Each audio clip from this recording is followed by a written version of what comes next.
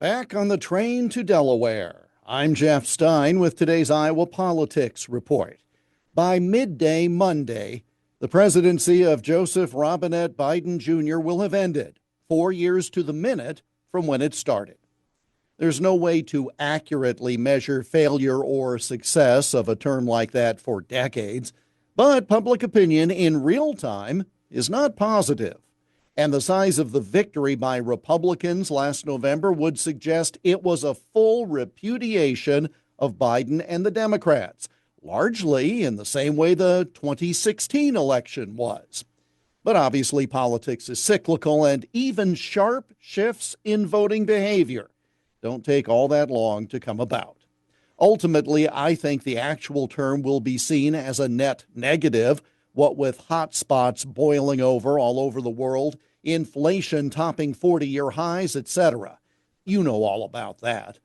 Personally, though, it has been hard for me to watch Biden over this time, not just because I have relatives who have declined due to dementia and related issues, but because this Joe Biden, the one who spoke so darkly about the future in his Oval Office address last Wednesday, is far from the one I have come across in person over time.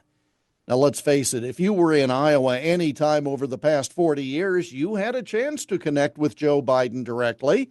He campaigned for president here 3 times, after all. And if you held a microphone for a living, as I do, your access would be even greater. The last times I had any extended contact with him were in the first half of 2007, in advance of the caucuses in early January of 2008. Glib, friendly, seen by many as a moderate sort.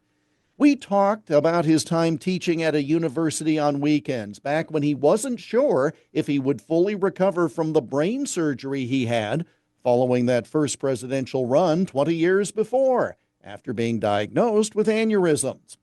He autographed a yard sign, personalizing it with my name and the phrase, "Good to see you again after all this time."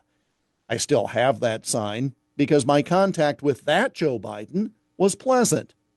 But for whatever reason, age, owing the voting blocs who put him in the White House, evolution of policy positions over time, for whatever reason, the Joe Biden who has been in the office the last 4 years is hardly recognizable to me from the one we previously knew in Iowa. I much prefer the other one, the one who espoused optimism rather than the darkness of today. In that respect, and because of the drastic policies he has recently advocated, I'll be glad when we can, with respect, call him a former president. And that's the Iowa Politics Report for Friday, January 17. On Twitter, Instagram, Getter, Threads, and Truth Social at Iowa Politics. I'm Jeff Stein on News Talk 1540 KXEL.